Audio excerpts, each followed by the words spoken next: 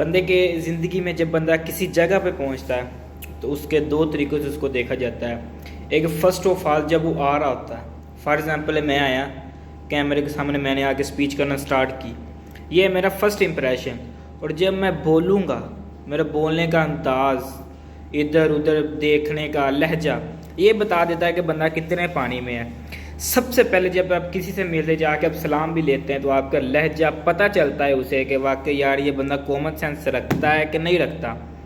بعض اوقات بندے کچھ ہوتے ہیں کہ جو پیسے کی وجہ سے اس کا غرور کرتے ہیں تو اس کا وہ ہمارے بندے سے سلام دینا نہیں کیا کرتے، جبکہ ہمارے بندے کے ساتھ اللہ ہوتا ہے، آپ کو اسے سلام دینی چاہیے.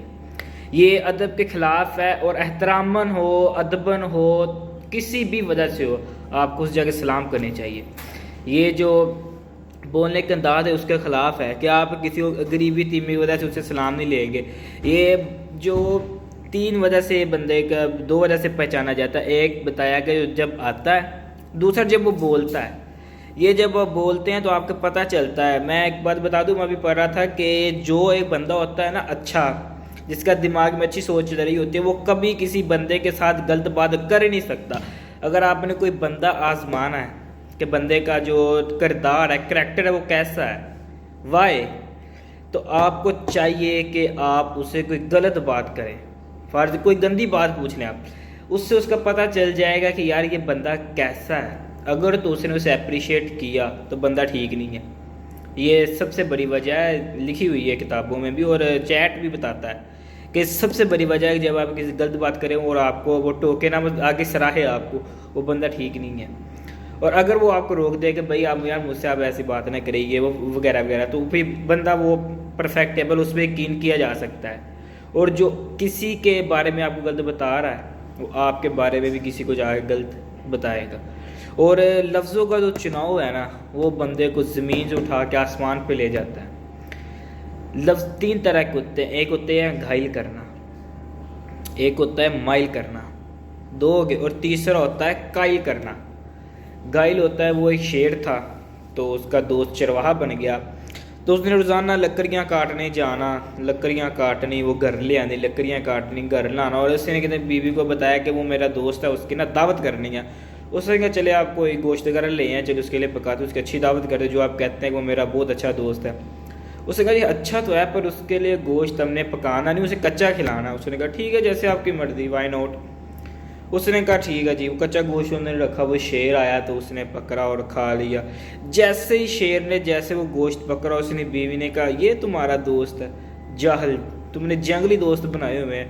شیر کا دل ٹوٹ گیا، وہ کمرے سے باہر نکلا، وہ واپس جنگل میں چلا گیا. وہ اگلے دن جب وہ گیا چرواہا لکڑا رہا، اس نے جا کے دیکھ میاں آج کے بعد تم نے میرے ساتھ نہ کوئی بات کرنی، نہ میں نے تمہارے ساتھ کوئی بات کرنی ہے.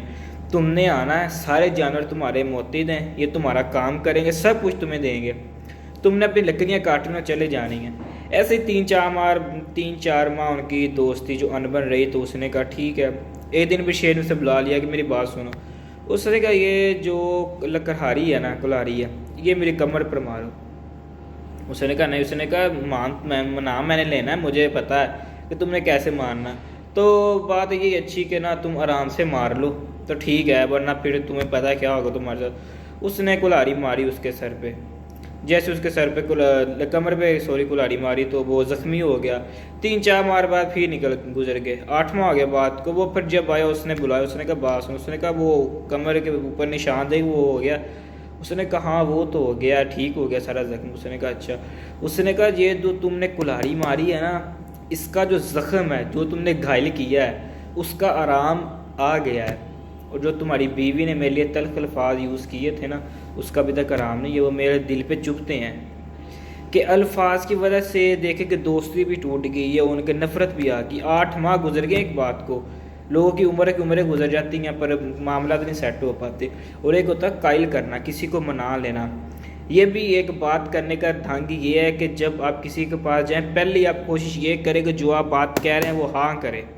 اگر وہ ایک مرتبہ اس نے کر دی نا، تو پھر بہت مشکل ہو جاتا ہے اسے ہاں میں کنورٹ کروانا، تبدیل کروانا. اس لیے آپ کوشش کریں جس سے بات کر رہے ہیں اسے پہلے اچھے انداز سے کہ بھائی، برادر، ویر، اس طرح کوئی اچھے الفاظ جب کریں گے نا، بہت زیادہ چانس ہے کہ وہ مان جائے گا. پھر ہوتا ہے مائل کرنا. تو آپ اتنی محبت سے اسے جا کے بات کریں کہ وہ مان جائے، وہ اپنا دل ہار بیٹھے یار یہ بندے نے مجھ سے پہلی دفعہ اس کی ہوئی اور مجھے اتنا سکون ہوا ہے کہ مجھے مزہ آ گیا۔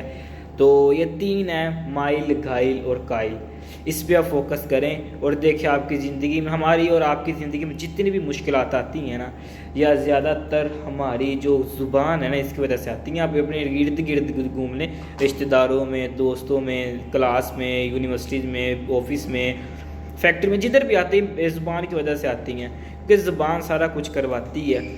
یہ زبان ایک ایسی دکان ہے جس کے اندر 32 تالے لگے ہوئے ہیں اور 2 آگے ہونٹ ہیں، یہ اس کے باوجود یہ 34 تالوں کو توڑ کے باہر آ جاتی ہے۔